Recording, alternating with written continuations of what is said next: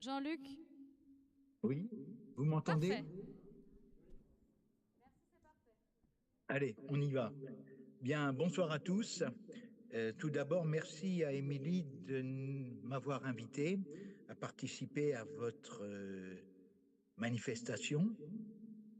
Et surtout, merci à Émilie d'avoir fait preuve d'ouverture d'esprit parce que elle a compris que autrui pouvait peut-être lui apporter quelque chose, pouvait peut-être apporter quelque chose à la savoir.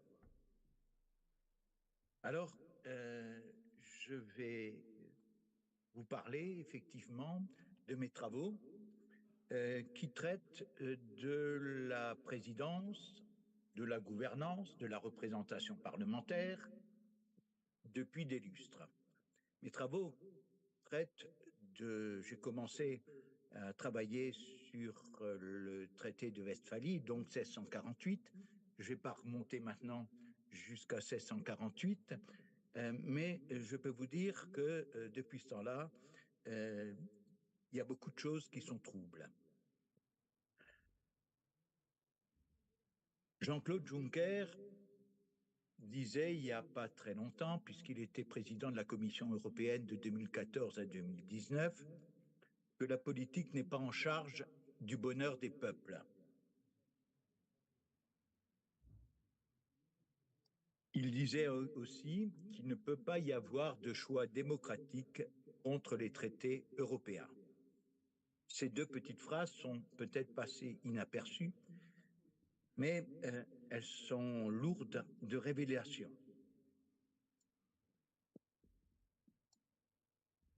Je vais commencer par parler effectivement du concordat qui a été signé, euh, passé entre le Saint-Siège donc et la France en 1801, et qui organise la croyance. Mes propos ne sont pas du tout anti-religieux ou pro-religieux, ils sont tout simplement factuels. Donc, l'État français passe un traité en 1801. Un traité est une convention qui est passée d'État à État. Puis, ce traité a été repris par une loi, la loi du 18 Germinal en 10. Et parallèlement, Napoléon a publié des articles organiques qui valent règlement au bulletin des lois. Et déjà, la façon de présenter est une présentation capteuse. Elle fait croire que les articles organiques résultent d'un accord avec le Vatican, alors qu'il n'en est rien. Il n'y a pas d'absence, il y a une absence de signature de la part du Vatican, et également possède le caractère de la loi. Dans la foulée, quelques années plus tard, il y a un deuxième accord de l'Empire français avec le Vatican. C'est le Concordat de Fontainebleau, celui du 25 janvier 1813. Mais là, il y a un vice de consentement. Le pape Pie VII est en captivité, donc on comprendra qu'il n'est pas vraiment libre, et Napoléon se gargarisera devant tout le monde, il dira que le concordat a été arraché au pape. Nous avons donc déjà un vice de consentement. Ce traité a été repris par la loi du 13 février 1813. D'autre part, le décret du 25 mars 1813 publie des articles organiques qui valent également règlement. Nous avons donc déjà une situation boiteuse qui n'a pas été réellement voulue par le Vatican et qui a été échafaudée par Napoléon.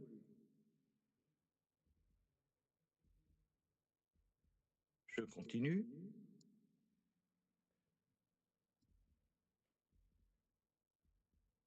En 1870, Napoléon III déclare la guerre à la Prusse. C'est normal puisque sa charge constitutionnelle, en tant que président de la République, lui permet de déclarer la guerre et de faire les traités de paix.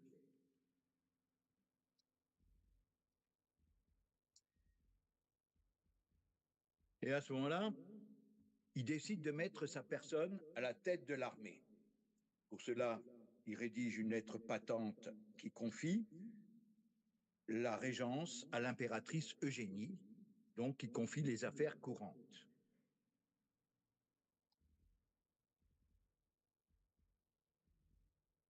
Mais finalement, de l'aveu prussien, le pouvoir français n'est pas représentatif. Pourquoi? Parce qu'il y a eu une autoproclamation du gouvernement qui n'a absolument aucune légitimité, une révolution faite au nom d'un droit qui n'est pas nommé, une essence de la République, donc sans principe républicain. Le gouvernement a tout simplement été nommé par acclamation, donc ça n'a pas grande valeur. En plus, c'est un gouvernement parisien, donc il est acclamé par le peuple de Paris, mais pas par les Lorrains, pas par les Bretons, pas par les Savoyards ou Savoisiens. Et l'objectif du gouvernement, c'est la défense nationale. De l'aveu donc de la Prusse, puisque la guerre a été déclarée à la Prusse, le pouvoir français n'est pas représentatif. Il y a une absence de reconnaissance de la part des cours amis de la France et l'Allemagne va mettre en place la République française. Nous avons donc une intervention de l'Allemagne pour mettre en place la République française. Nous ne sommes pas maîtres de notre propre destin.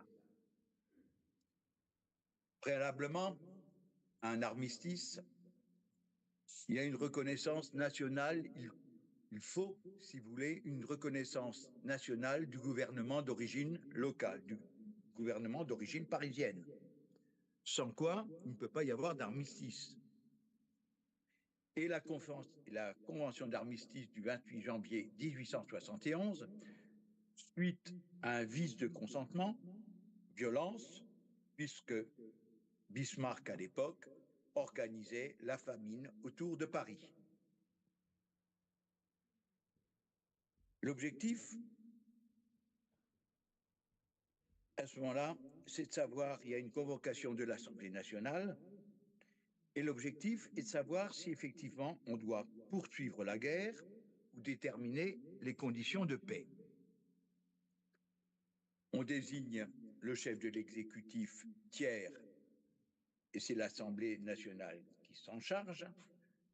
Et là, il y a une violation constitutionnelle, puisque normalement, par la Constitution, le chef de l'exécutif est nommé par le suffrage universel. Donc, on voit bien que finalement, là également, tout est bidouillé, rien n'est conforme à notre Constitution. Il y a une volonté, la Prusse commence à réclamer la cession de l'Alsace-Lorraine, l'Alsace-Moselle aujourd'hui. Et les Alsaciens lorrains, par la déclaration de leurs députés, expriment la volonté de rester à jamais français. Et là, il va y avoir un détournement de la convention d'armistice. Alors, au lieu de se prononcer pour poursuivre la guerre ou non,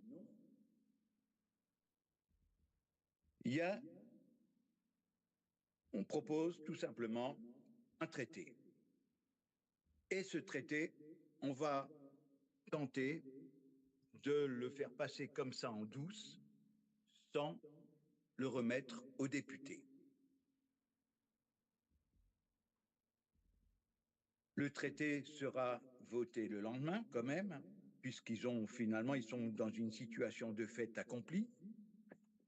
Et il va y avoir une ratification du traité traité des préliminaires de paix du 26 février 1871 qui va être passé par le Reich allemand et non par l'Empire. Alors là, je fais une précision qui me semble très importante, c'est que le mot Reich ne correspond pas à empire. En allemand, Imperium veut dire empire en français. Mais Reich allemand, c'est tout simplement une fédération d'États, un groupement d'États. Ce Reich peut être de nature être un empire ou être une république, mais c'est une fédération d'États. Et par ce traité des préliminaires de paix, l'Alsace est cédée à la Prusse par 83,6% des votants. Bien évidemment, il n'y a pas de publication de ce traité en Alsace-Lorraine. Nous avons donc un déni du peuple, des droits des peuples à disposer d'eux-mêmes.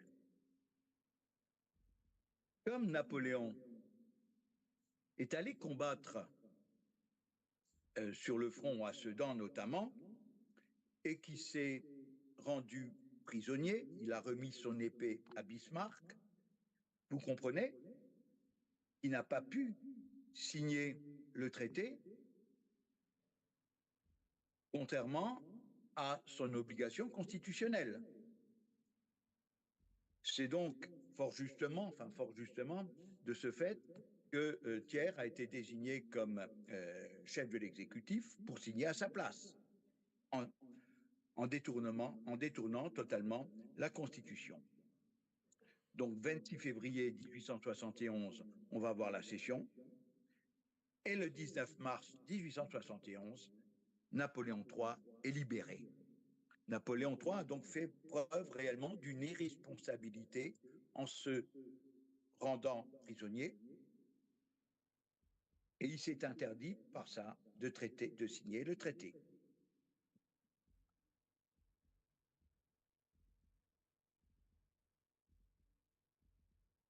En 1871, nous avons donc la renaissance du Reich allemand.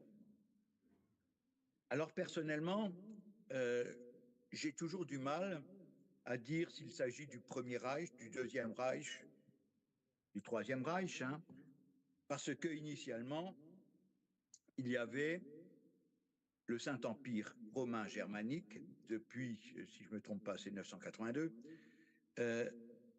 qui constituait le Premier Reich en termes de chronologie. Mais il n'a jamais été appelé Premier Reich, il a été appelé l'Ancien Reich. Donc, en 1871, nous avons une renaissance du Reich allemand par la Constitution. Et cette fédération, ce groupement d'États allemands, se nomme Deutsche Reich, soit Reich allemand. Et c'est là, j'insiste véritablement sur cette dénomination, le seul État qui est appelé à passer les traités est le Deutsche Reich, soit le Reich allemand, compte tenu de la Constitution. En dehors de ça, l'État germanique ne peut pas passer de traité. Alors, cette fédération, ce Reich, regroupe la Prusse, la Bavière, le Wurtemberg, le Pays de Bade, etc., mais à l'exclusion de l'Alsace-Lorraine, qui ne constitue qu'un territoire du Reich et non un État. C'est en quelque sorte un joujou du Reich, un territoire où les gouvernants donc, de Berlin ont leurs intérêts tout simplement en Alsace. Et la nature de ce Reich est un empire. L'empereur, le chef de l'exécutif, donc, constitutionnellement, est obligatoirement le roi de Prusse. Ça a une importance considérable, c'est-à-dire que c'est la Prusse qui va effectivement toujours tirer les manettes du Reich allemand.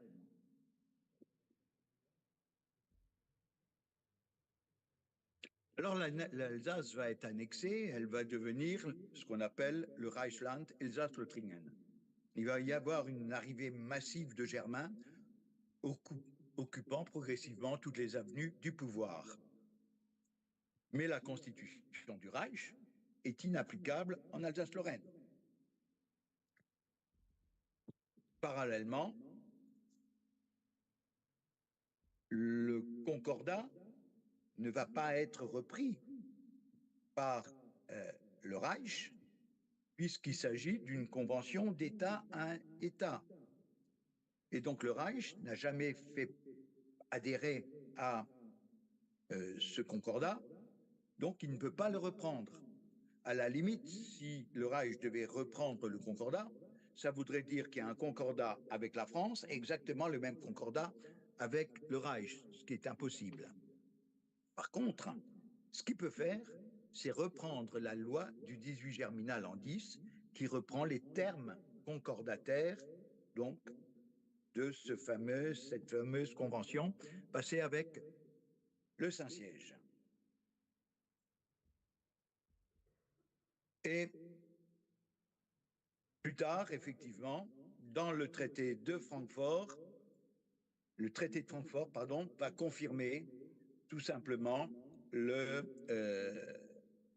dispositions du traité des préliminaires de paix du 26 février 1871.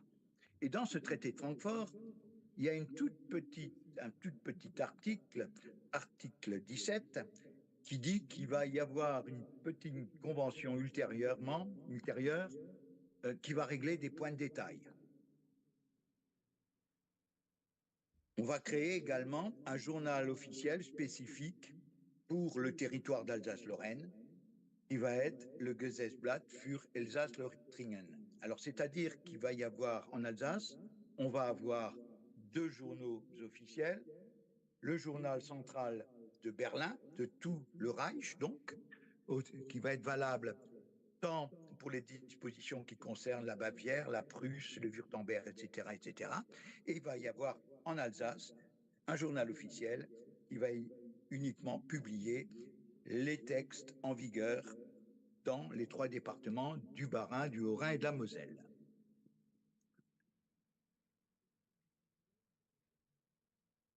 Cette convention additionnelle du 11 décembre 1871, telle qu'elle a été prévue par le traité de Francfort,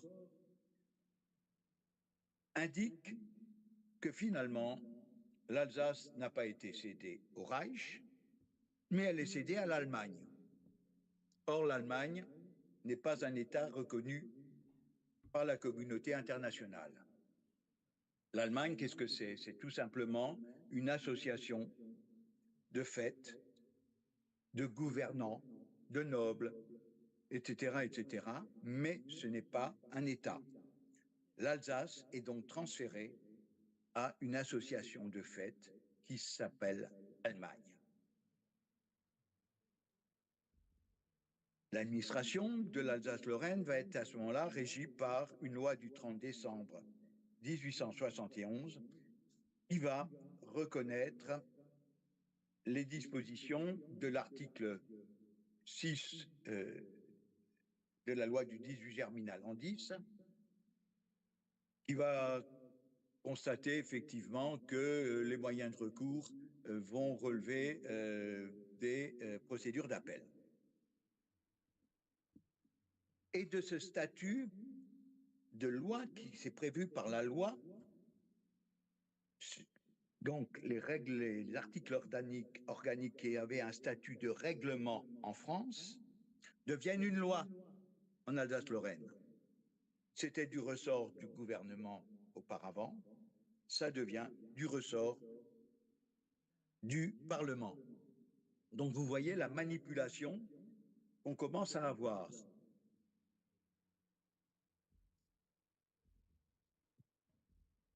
En 1874,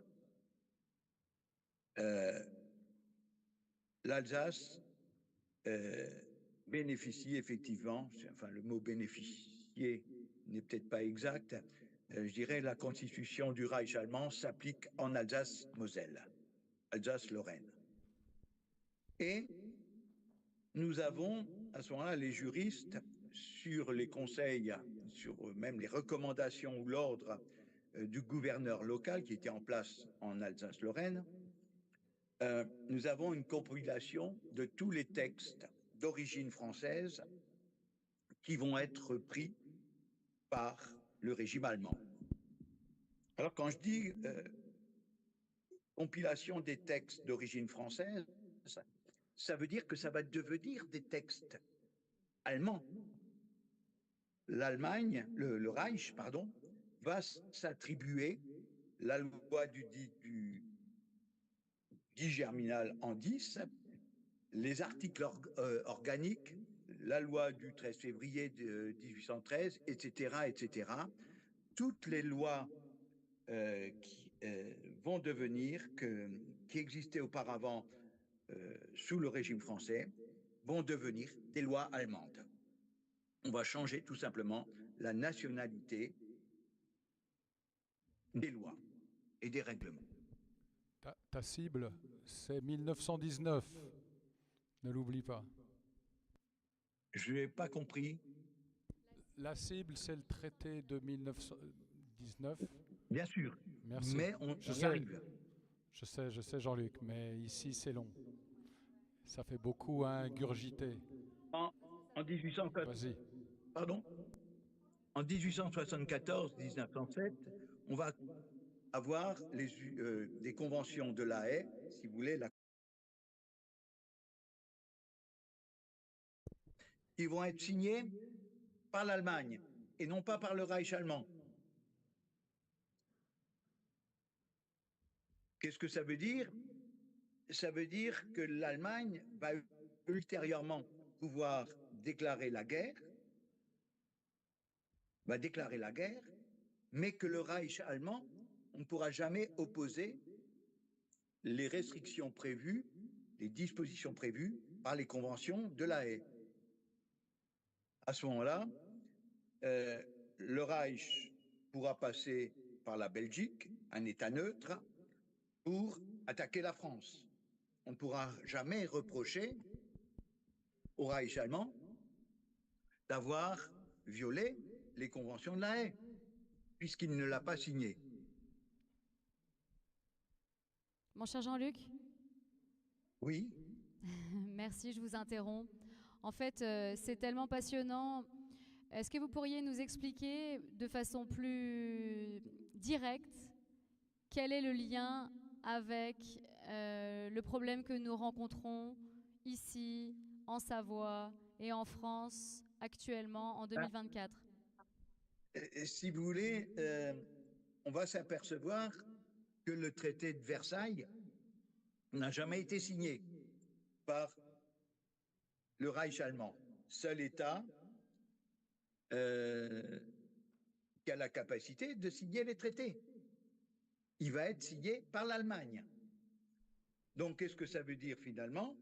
Que ce traité de Versailles est une convention qui est passée avec une association de fait qui est l'Allemagne.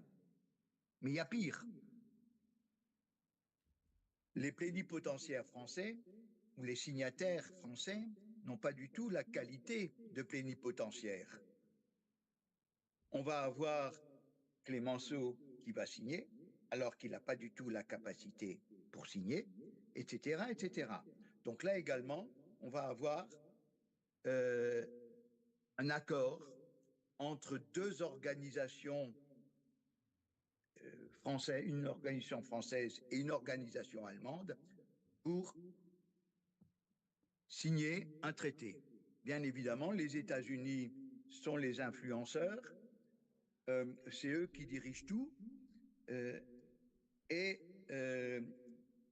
la rédaction, si vous voulez, du traité de Versailles est tellement sournoise que je vais à la fin, hein, puisque nous sommes très pressés.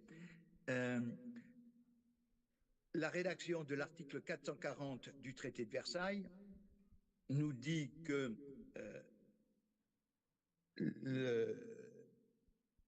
ce traité est signé par les plénipotentiaires qui sont indiqués tout au début de ce traité Et tout en dessous, on nous met une liste de personnes qui n'ont pas absolument aucune capacité pour signer. Alors en conclusion, si vous voulez, le traité de Versailles contient des dispositions concernant l'Alsace-Lorraine, mais aussi la Pologne, l'État tchécoslovaque, l'Autriche, et ces dispositions n'ont aucune valeur. Cela nous fait comprendre que l'Alsace, la Pologne, l'État tchécoslovaque et l'Autriche restent toujours sous la domination du Reich. Micro pour Hervé, s'il vous plaît. Allô, allô. Oui, alors voilà, c'est là qu'on découvre que tous ces territoires sont sous l'autorité du Reich et qu'aujourd'hui encore, très mal. on va le voir avec Hugues, ça continue pour l'Alsace-Lorraine. Et qui se trouve en Alsace-Lorraine? Les instances européennes. En Alsace-Lorraine, bien évidemment, la Cour européenne des droits de l'homme, le Parlement européen, le Conseil de l'Europe et tout un tas d'institutions européennes. Donc maintenant, nous allons passer à Hugues qui accompagne donc Jean-Luc. Bravo Jean-Luc. Oui. Merci Jean-Luc. On a une petite question ou... Alors on peut, en fait, puisqu'ils ont décidé de faire un État... Vous avez entendu la question? Il y a des chances Je n'entends pas la question. Que ce soit on le Reich... que ton micro. Alors la question c'était, peut-on considérer que nous sommes sous le Troisième Reich? Et comme aujourd'hui la Commission européenne a voté l'État européen, on peut considérer que l'État sera un Troisième Reich ou un quatrième. Voilà, après, il faut voir ce qu'ils font. Va répondre à ce sujet. Alors, et notamment... moi, je vais simplement faire une petite digression ludique, hein, sortir un petit peu du cadre de droit, et ensuite, Hugues, pardon, je te redonne la parole. Vous avez posé une question. Pour connaître le réel, il suffit de l'observer. On nous empoisonne. Faire nos courses devient un chemin de croix. C'est juste dingue. Il y a du poison en vente libre. On nous fait la promotion de la pornographie, du changement de sexe. On laisse entendre à des pauvres enfants paumés, en quête de sens, qui ne comprennent plus rien à cette société de dingue, que la solution, c'est de changer de sexe. La souveraineté, c'est l'anti-souveraineté. Donc c'est sataniste. Et c'est plus que nazi. On est d'accord? Voilà.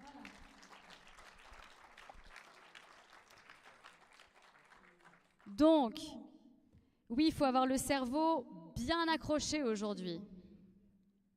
Mais bonne nouvelle, tout est enregistré et vous pouvez le revoir après. Hein? Mais tenez bon. Merci. Hugues, à toi. Bien, vous m'entendez, c'est bon? Parfait. Bien, bonsoir tout le monde, merci pour l'invitation.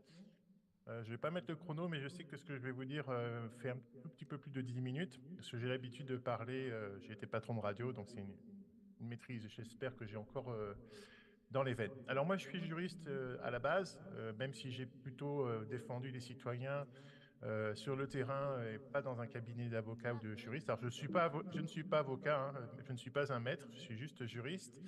Et j'ai repris des études à Albi, parce que je suis en Occitanie, pour pouvoir me perfectionner dans le droit international public et constitutionnel. Donc ce que Maître Kounkou a dit tout à l'heure, ça me parlait beaucoup, y compris l'avocat italien.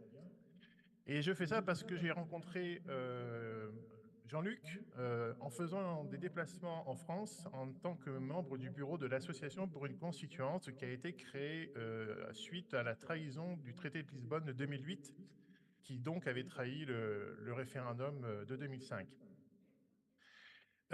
Et on est allé voir les citoyens pour savoir ce qu'ils pensaient de la Constitution et des institutions qui déjà à l'époque ne fonctionnaient déjà plus. Et donc j'ai rencontré Jean-Luc qui m'a expliqué le droit local alsacien allemand dans ses spécificités. Alors, il s'est arrêté sur 1919. C'est une date importante parce qu'à cette époque-là, il s'est passé plusieurs choses. Effectivement, il y a eu le traité de Versailles, mais le traité de Versailles, je peux le certifier sur le plan technique, et ça m'a été confirmé dans les cours que j'ai à Albi. On n'a jamais signé le traité de Versailles, il n'est pas valable. Alors la conséquence, c'est quoi? C'est que ça permet de maintenir en place les constitutions en vigueur de 1871 et de 1911. Il n'y a pas d'écrasement du régime juridique en place. Donc c'est pour ça qu'un certain nombre de lois spécifiques de l'ancien système sont maintenues. Et cette année-là, il s'est passé aussi d'autres choses. L'empereur a abdiqué il y a eu la naissance de la République de Weimar. Et il y a surtout eu un arrangement où on a confié l'Alsace-Moselle dans son gestion administrative et sa gestion juridique à Berlin, qui venait de perdre la guerre. Alors pourquoi ils ont fait ça? Parce qu'ils savaient très bien qu'ils ne pouvaient pas considérer que l'Alsace faisait partie à nouveau de la France et que c'était un peu naturel qu'ils confient l'administration à Berlin. Et pendant 20 ans, jusqu'en 1940, eh bien, la France a débloqué des budgets pour faire fonctionner cette administration. Donc la France a quelque peu contribué à l'ascension de Hitler. Et en 1924, donc il y a 100 ans cette année, il y a Robert Schuman, le fameux instigateur qui est à l'origine de l'Union européenne. Pour information, l'éducation sexuelle à l'école, c'est une directive qui sort de l'Union européenne, de la Commission européenne, et qui est une simple application en France qui a été mise en place par François Hollande pendant son mandat. Donc cette infamie provient effectivement de l'Union européenne. Alors le droit alsacien, c'est en fait un droit qui est abusivement appelé local, mais en fait il est surtout allemand, puisqu'effectivement les textes d'origine sont issus du corpus de droit de 1871 et 1911, durant la période allemande, et ils sont toujours en vigueur pour un certain nombre de textes. Et c'est en 1924, le 1er juin, le Parlement français adopte 2 lois, une civile, une commerciale, qui expliquent de quelle façon les lois françaises vont s'appliquer en Alsace. Et il va surtout maintenir en place un certain nombre de domaines, donc le domaine associatif, le domaine cultuel, avec la non-séparation de l'Église et de l'État, et le système aussi foncier avec l'héritage et les transmissions d'entreprises et l'héritage familiaux. Et donc, c'est un droit qui est vivant puisqu'il fonctionne encore aujourd'hui et il est d'ailleurs sacralisé cette année puisque ces tenanciers défendent becs et ongles son anniversaire cette année au mois de juin. Alors, est-ce que c'est un droit local? Non, c'est surtout un droit allemand, mais il a beaucoup inspiré la France puisqu'il a inspiré le régime de la sécurité sociale en 1945. Jean-Luc a abordé la question du concordat. C'est aussi une des raisons pourquoi nous avons des tensions en France, partout en France, y compris la Savoie, sur la laïcité, puisque là-bas ne s'applique pas la séparation de l'Église et de l'État, il n'y a pas de laïcité réelle et effective en Alsace. Donc pourquoi est-ce qu'on embêterait les autres habitants du reste de la France? Et d'ailleurs, pourquoi on paierait des impôts pour financer les salaires des prêtres, des pasteurs et des rabbins, ainsi que l'enseignement de la religion à l'école? Et pas le reste, pas les autres. Les bouddhistes, les musulmans, etc. ne sont pas concernés. Mais ce qui est le plus grave, c'est qu'en fait, comme il y a beaucoup d'avantages sympathiques dans ce droit alsacien, allemand, eh bien, la population est prise en otage par un mensonge ou en évitant d'aborder le côté obscur de ce dossier. Et le côté obscur de ce dossier, c'est qu'en fait, le système de succession est un système opaque et de spoliation avec un esprit nazi. Donc ça répond un petit peu à la question qui a été posée sur est-ce qu'on est sur un Reich nazi. Sachant que dans les textes que Jean-Luc a décortiqués, que je reprends moi de mon côté, il y a tout un bloc de textes qui ont été mis en place par le gouverneur nazi pendant la Seconde Guerre mondiale sur cette région, qui n'ont pas encore été décodés et traduits. Si ça se trouve, on va découvrir encore des choses infamantes. Mais il faut savoir que quand vous avez un litige dans cette région, ça ne se passe pas au tribunal normalement, ça se passe dans le bureau du juge. Et c'est là que les choses commencent à devenir compliquées et non transparentes et confiées à des gens qui n'ont pas du tout à s'en occuper. Alors quel est l'intérêt, quel est le lien avec le reste de la France et de la Savoie? C'est que le problème, c'est que ce droit de spoliation dont on ne parle pas parce que ça serait fâcheux. Il est à l'avantage des dirigeants locaux, les élus, les banquiers, un certain nombre de chefs d'entreprise, les responsables d'associations, et puis bien sûr un certain nombre de notaires et d'avocats qui sont de mèche dans ce système-là. Parce qu'il ne faut pas oublier que la spoliation, ça revient à quoi? C'est qu'à la fin, vous n'avez plus d'argent, vous n'avez plus de biens, vous êtes à la rue et tout vous passe sous le nez et tout disparaît et vous n'avez aucun recours de possible imaginable. Donc l'Alsace reste un terrain, effectivement, où c'est plutôt un droit de bandit et c'est une zone de non-droit. Le problème, c'est que les tenants de ce système font la promotion sur Paris et dans le reste de la France pour que ça devienne une règle nationale. Donc demain, vous pourriez avoir en Savoie des règles qui pourraient s'appliquer, qui proviennent de l'Alsace et qui feront que vos héritages, vos transmissions d'entreprise partiront à la trappe, selon ce droit-là. On en veut pour preuve puisque un notaire, Olivier Vix, alsacien, a défendu une thèse à Assas Paris 2, là où j'ai eu mes premiers diplômes de juriste, pas plus tard qu'en 2022. Et le titre de sa thèse, c'est les bienfaits du système notarial et de la transmission de la succession alsacienne à généraliser au reste de la France. Et le 17 juin prochain, jour de la capitulation et de la glorification nazie en France, donc n'oublions pas que Pétain a capitulé un 17 juin 1940, les notaires alsaciens vont glorifier une fois de plus, ils ont fait un communiqué de presse et c'est paru dans la presse, faire toute une festivité pour expliquer les bienfaits du système notarial. Mais ils ne disent pas en quoi, qu'est-ce qui se cache derrière en fait. Et puis, il y a aussi un mécanisme qui provient de l'Union européenne. Ça s'appelle, excusez-moi l'anglais, je vais vous traduire en français, c'est le Cross-Border European Mechanism, c'est-à-dire le mécanisme européen de passage, de traversée des frontières, qui consiste en quoi? C'est que quand des États frontaliers fonctionnent ensemble, ou des parties d'États frontaliers fonctionnent ensemble, eh bien, le droit le plus sympa, le plus avantageux, le plus facile, il peut être appliqué dans les autres États et dans les autres régions d'États. Or, l'Alsace est en convention internationale depuis 1976 avec la Suisse alémanique, pas très loin de chez vous, et le Baden-Württemberg qui se trouve de l'autre côté du Rhin. Ce qui veut dire que ce droit alsacien, s'il est arrivé à se détacher, c'est pour ça que les dirigeants politiques alsaciens appellent à Emmanuel Macron à sortir l'Alsace du Grand Est, eh bien ça voudrait dire que ça contaminerait aussi, ça se généraliserait pas qu'en France, mais aussi en Allemagne, en Suisse et donc après tout le reste de l'Europe. Donc la question qui s'est posée, et c'est ça le lien avec vous, c'est comment on fait pour se sortir de ça? Et là, je t'invite, Émilie, à mettre la diapo sur le document référendum. Alors, je précise une chose, c'est que dans ce contexte, moi, je fais des conférences un peu partout. Donc, j'en ai fait une en Alsace la semaine dernière.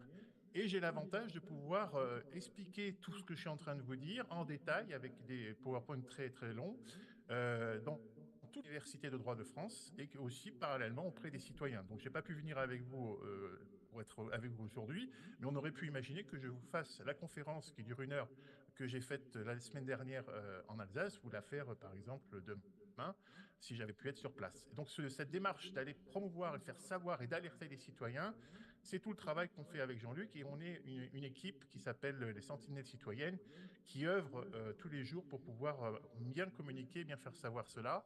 Et bien sûr, sur le média de la Concorde TV que j'ai créé avec des amis, on fait paraître des articles. Et en ce moment, d'ailleurs, vous êtes diffusé sur la Concorde grâce au lien technique que Émilie m'a donné. Alors, et on précise à tout le monde que tu viendras nous voir, n'est-ce pas? Tu viendras nous voir, nous faire une conférence spéciale. J'ai vécu 1 an à Annemasse et je connais très bien la région. Donc, j'étais là l'année du premier festival de Thonon. Le Montjou, festival de Montjou. Allez, c'est parti, la frise est là. Je t'entends mal. Hein. La frise est Allô en ligne. Tu m'entends? D'accord. La frise est sur le référendum, le 29. Donc, je ne sais pas si c'est la solution, mais c'est une... non, tu parles de quoi? La frise historique ou... La frise historique que tu m'as demandé de mettre. Non, pas besoin, ça. Ah, merde. J'ai oublié de te demander de le mettre au début. C'est plutôt l'autre, le Word, l'autoréférendum. Ah, très bien. 1 seconde.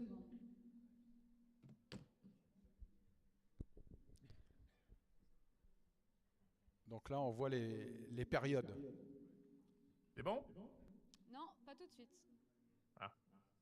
Bon, pendant que tu le mets en place, sur le principe que les institutions constitutionnelles françaises ne fonctionnent plus, hein, le Parlement est mi-créé de 49.3, on arrive à un aboutissement hein, depuis le traité de Lisbonne, comme il se doit, et que la souveraineté du peuple français s'était exprimée le 29 mai 2005, a été violée par ses dirigeants le 4 février 2008, il est nécessaire d'organiser un référendum sans l'aval des dirigeants afin de se décoloniser, donc je paraphrase l'avocat M. Kounkou, pour se décoloniser de nos dirigeants et afin de réorganiser les institutions et surtout réviser tous les traités internationaux solennels qui nous engagent, dont le traité de l'Union européenne et le traité de fonctionnement de l'Union européenne, donc respectivement Maastricht et Lisbonne. Alors, comment on fait? Bah, vous avez le petit mode d'emploi d'une petite synthèse de démarche. L'idée, c'est quoi? C'est que le 29 mai 2025, ça sera les 20 ans du non à l'Europe. Donc, on se prend par la main. Hein, je rejoins tout à fait Maître Kounkou à ce niveau-là. Faut se décider, faut y aller. On se prend par la main et on va voir le maire et on lui dit, au nom des articles de 2122, 2141, qui sont listés sur le document du Code des collectivités territoriales, le maire est obligé d'enregistrer votre exigence dans les registres officiels et l'archiver pour en faire une déclaration officielle. Donc l'exigence, ça va être quoi? C'est exiger que la commune participe au référendum du 29 mai 2025 que les citoyens organisent d'eux-mêmes donc l'enregistre par rapport à ces codes-là. Ensuite, l'exigence en elle-même, elle doit dire quoi? J'exige qu'en participant au référendum, nous soit posée la question, voulez-vous créer une convention, que soit créée une convention nationale citoyenne libre, citoyenne parce que ça vient des communes, et libre parce qu'on n'aura pas de demander l'autorisation à nos dirigeants, on n'a pas besoin d'eux. Autodéterminée en vue de réviser les traités internationaux et rénover la Constitution avec un comité de la Convention dans chaque commune. La déclaration se fait chez le maire et puis on prend une copie avec un récépissé simple, pas un courrier en recommandé, ça ne sert à rien. On l'envoie à la préfecture, on l'envoie au Premier ministre et puis surtout on l'envoie au secrétaire adjoint à l'ONU, responsable coordonnateur aux élections, puisque vous savez, quand il y a des problèmes de démocratie dans certains pays du monde, il y a des observateurs aux élections qui sont présents pour vérifier que tout se passe bien, qu'il n'y ait pas de triche, qu'il n'y ait pas de gruge. Sur cette idée, eh bien, les principes qui doivent en sortir, c'est qu'aucune autorisation, donc ni décision de l'exécutif n'est nécessaire, mais ce n'est pas une sédition par rapport au code pénal. Ça veut dire qu'en fait, on applique la Constitution, mais ce n'est pas le président de la République qui décide le référendum, mais nous. On a le droit à l'autodétermination des peuples, donc ça fait écho aux discussions et présentations précédentes et de nos amis qui viennent de très loin de Tahiti. La décolonisation de nos dirigeants politiques est une motivation première. On met en place le mandat révocatoire impératif. Interdiction, bien sûr, que ces comités, cette convention soient gérés et introduits par des partis ou des gens de partis politiques et des syndicats. Fin de la démocratie représentative dite bourgeoise à mandat libéral. Ben oui, puisqu'on passe à un mandat révocatoire impératif. Et fin du pantouflage des fonctionnaires. Donc, je vous passe les autres éléments, mais l'idée, c'est qu'en fait, la loi va naître, elle va se développer depuis les communes et elle va grandir et se mettre en place par des navettes aller-retour avec l'Assemblée nationale, où les députés ne seront plus des députés, ce seront des comités de confiance qu'on pourra dégager si jamais ils ne font pas le boulot de faire la synthèse au niveau de l'Assemblée nationale et de rendre compte auprès de leurs communes. Et bien sûr, on pourra rediscuter tous les traités internationaux. Par contre, ce qu'il faut bien se mettre en tête, c'est que si cette opération se met en place, alors moi je vous invente rien, hein, parce que ça c'est quelque chose qui a été déjà pensé, alors pas le référendum en lui-même, mais toute cette mécanique a été pensée par l'Association pour une constituante, et puis avec le confinement, tout est un petit peu tombé à l'eau. Il faudra faire attention à deux choses.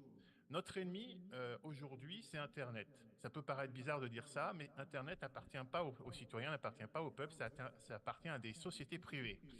Donc, c'est source suspicieuse et dangereuse de noyautage, d'infiltration, etc., etc. Donc, il faut bannir et s'interdire, voire même dénoncer, fuir tout ce qui est fil d'information, compte de réseaux sociaux virtuels spécial, genre un compte Facebook du comité de ma commune. Non, ça ne doit pas exister. On doit fonctionner dans le présentiel en allant se voir les uns et les autres. Et bien évidemment, on doit fuir et bannir et montrer du doigt, dénoncer toute personne qui pourrait se présenter comme un guide autoproclamé et le nouveau Jésus qui marche sur l'eau qui va guider cette opération. Non, c'est un travail collégial. Moi-même, je n'en suis pas l'instigateur et je ne veux pas en l'être. Je vous donne une information, une piste, une solution potentielle. Après, à chacun de voir si ça peut l'intéresser de le faire. Le gros avantage, c'est que l'organisation, c'est quoi? Ça consiste à 3 points. Avoir un objectif. L'objectif, c'est d'organiser nous-mêmes un référendum dans toute la France, donc dans les 36 000 communes. Bon, il y en a un peu moins de 36 000 aujourd'hui, le 29 mai 2025, avec qui tous les citoyens, et notamment au moins un par commune, qui va poser son exigence et l'enregistrer officiellement.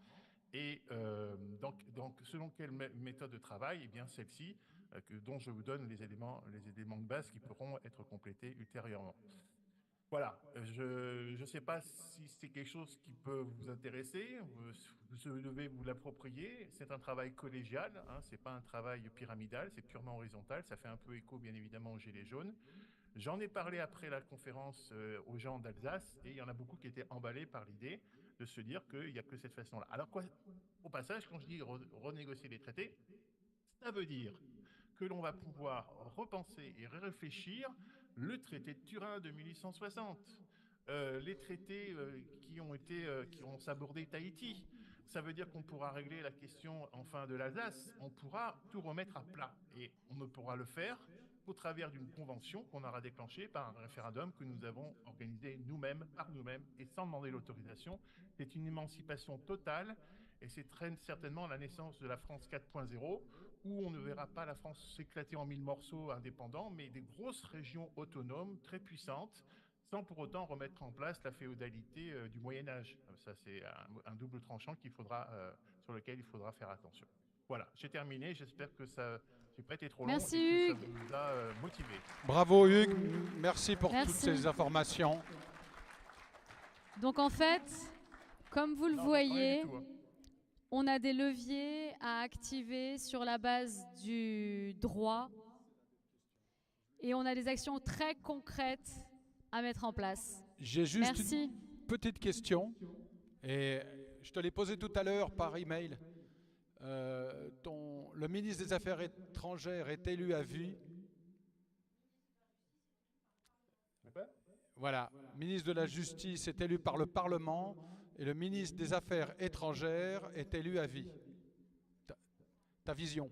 Alors, c'est qu'une suggestion, mais disons que ce soit à vie, que ce soit le prétendant de la couronne du trône de France, ou que ce soit pour 10 ou 15 ans, c'est pas la question. On a besoin, au niveau de la reconnaissance internationale, d'avoir une continuité. Un président de la République qui change tous les 5 ans, c'est pas bon. Mais on ne peut pas retomber dans le présidentialisme actuel. Donc la solution, c'est qu'une piste, hein, on peut y réfléchir, ça sera ça le travail de la Convention, mais l'idée c'est d'avoir un ministre des Affaires étrangères qui est élu, et deuxièmement, qu'il l'est pour une longue période afin de garantir une stabilité dans les relations internationales de la France. Oui, alors il n'est que la voix de la France à l'étranger. J'ai pas compris. Il n'est que la voix de la France Voilà, à l'étranger. Et en plus, il est Hugues Capet, un autre Hugues, c'était le roi qui a mis en place la séparation entre la souveraineté symbolique religieuse et la souveraineté administrative. Il était pauvre, il n'avait rien, et il avait les nobles francs qui sont venus l'attaquer. Donc qu'est-ce qu'il a fait? Il s'est tourné vers le peuple, il leur a dit, bon, moi je vous donne les clés de la maison, et moi je m'occupe du symbolisme. Et donc c'était un roi pauvre, mais c'était un roi quand même. On pourrait très bien avoir quelqu'un qui est là pour un bon moment, soit à vivre, il faut prendre le temps de bien le choisir, mais il garantit, c'est une personne qui effectivement garantit, c'est un employé du peuple, Très bien. et le peuple c'est lui qui est souverain, c'est Merci lui à qui toi. commande le truc, et vous le verrez dans la liste, l'idée c'est que les communes par exemple contrôlent le gouvernement national. Très bien. Il n'y a plus de chef d'État. Le chef d'État, c'est une collégiale, un peu comme en Suisse, où ça change à tour de rôle, non pas pour brouiller les pistes au niveau de la représentation, parce qu'à la rigueur, on s'en moque, on aurait un ministère des Affaires étrangères qui serait représentant de la France de façon continue. Mais on peut, bon, ces éléments-là sont des idées qui sont jetées comme ça, mais l'état d'esprit, c'est quoi? C'est on prend le contrôle C'est nous qui décidons, qui nous organisons nous-mêmes rien que pour faire le référendum. Et on va innover sur des choses qui vont donner, je ne dis pas redonner parce qu'en fait on ne l'a jamais eu, donner le pouvoir au peuple français souverain et les peuples qui le composent, dont Très bien. Tahiti, Très bien, l'Alsace, la Hugues. Savoie, etc., Merci, etc. Hugues. Merci à toi.